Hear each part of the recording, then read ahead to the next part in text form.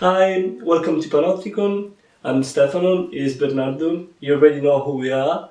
And today we're going to talk about Hungary. We already uploaded a video 2 days ago about the situation in Hungary, the power grab in Hungary.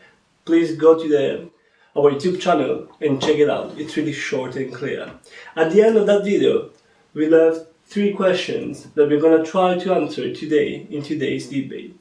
The first question is, will the European Union directly tackle anytime soon the problem of a member state stepping away from the EU democratic values?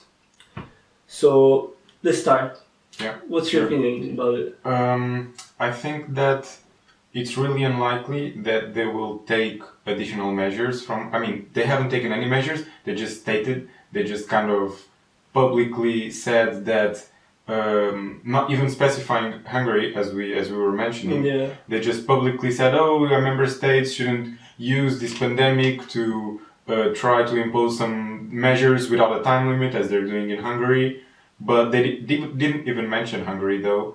Ursula von der Leyen, she didn't even mention him. Absolutely. And also, I don't think that they will do anything additionally apart from that.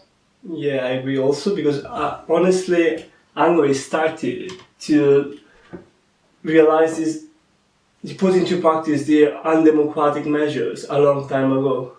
Yeah. Like immediately after they took power. We showed it in the video. So I don't think it's gonna really change right now, since already the Viktor Orban already started changing the constitution in 2011, and like another huge problem was the control of the judiciary system, and all these things didn't lead to any kind of practical action from the European Union. No, yeah, I think there were a lot of admonitions, but nothing more than nothing more. Yeah, I think they will just continue with this normative liberal posture as they have in many other occasions besides this one with Hungary.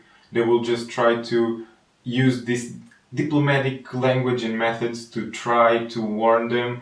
And also, I think Orban is doing this quite right in the sense that he's trying to not cross the line too much, depending on where the line is drawn, or just a little bit step on it a little bit, but not so much that he could be directly. Yeah, it's a step-by-step process. So it's not like one day after the other everything changes. It was a time, like in a 10 years time span. Mm-hmm. So definitely. So I guess you already answered to this question. Nothing consistent will happen there. Yeah, unless not anytime soon. Yeah. So I guess we can move to the second question. And the second question is still about the European Union, but more specifically about the European People's Party. And the question says, should the European People's Party ask Orban's Fidesz to lead the coalition?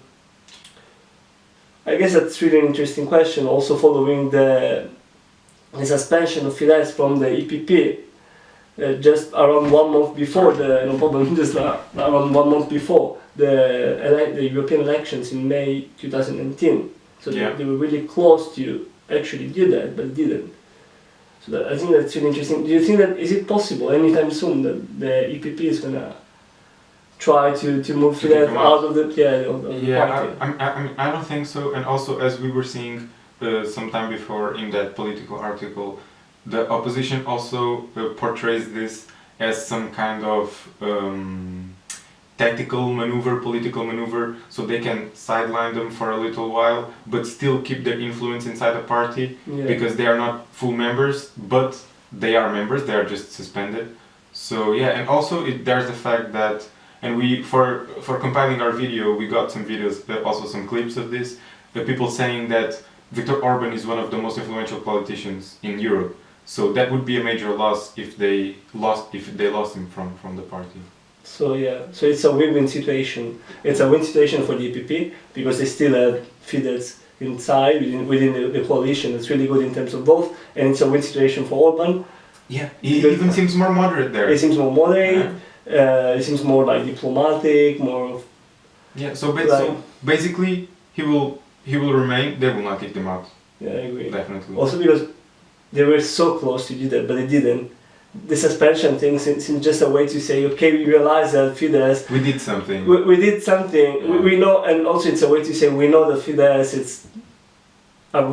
it's a party that took some measures that are totally anti-democratic, but still we're not going to do anything. Yeah, definitely. So yeah, I think it's definitely the answer is no, they're not going to do anything anytime soon. Completely agree. So I guess it's time to move to the last question. That it is, if this move proves successful, will other countries follow suit?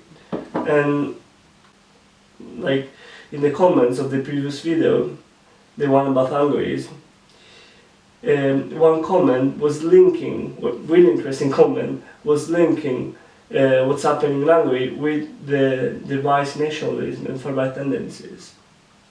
I guess it's really interesting, and thanks for this question. Please ask us as many questions as you want. We need those questions. We need you to say what you think about these issues. I really believe he is right. There's a linkage between what's happening in Hungary and the rise of far-right parties in Europe and outside Europe. And yeah, I mean, do you agree? Do you think that? Yeah, I think that knowing that the influence that he has in Europe, in the European Union and the European continent, we can see that he's setting a precedent and he's setting the stage for the other political actors to act upon. In the sense that if they see that you can stretch it this long, they might follow suit, as the question goes. So yeah, definitely, if he sets a precedent and if other countries see, mainly inside the European Union, and if other countries see, in this case other parties or countries that have a far-right government, see that you can stretch it this far, they will, I mean, the odds are that they would think about, okay, if they did it, then we're also able to do it, even if it's not that far, exactly not the same things. Yeah, I agree. If it's not the same thing, because some countries have a different democratical history, democratical background, so it's probably going to be harder to do the same thing, to implement the same policies. But it's setting the agenda. Then the implementation is going to differ, going to vary depending on the specific country. But yeah, it is true that it's setting the agenda and it's still a model. Yeah. And other parties are already taking like inspiration. Yeah, and the way he sets it to as really extreme, in the sense of ignoring the rule of law, anti-Semitic behavior, complete aversion towards some types of immigration, kind of purity of race, Christianity, type of dynamics. Many times. All of these things will influence other parties, and as I said, set the precedent for them to eventually follow, even if it's not in exactly the same way. Yeah. So for the question, will other countries follow suit? They're already following suit. They're already following suit in a different way, but they're already following suit. And they will continue to. Yeah, probably they will. Yeah. I think in these uncertain times we can't really say what's gonna happen. I mean, you can say anything, but yeah, and also it depends too much on the predictions. We're making it predictions. depends a lot on the country. Yeah. Look what happened in Netherlands, but maybe it's gonna be a topic of like other possible really. Yeah. Thank you so much for watching our videos. Leave feedbacks and feel free to subscribe.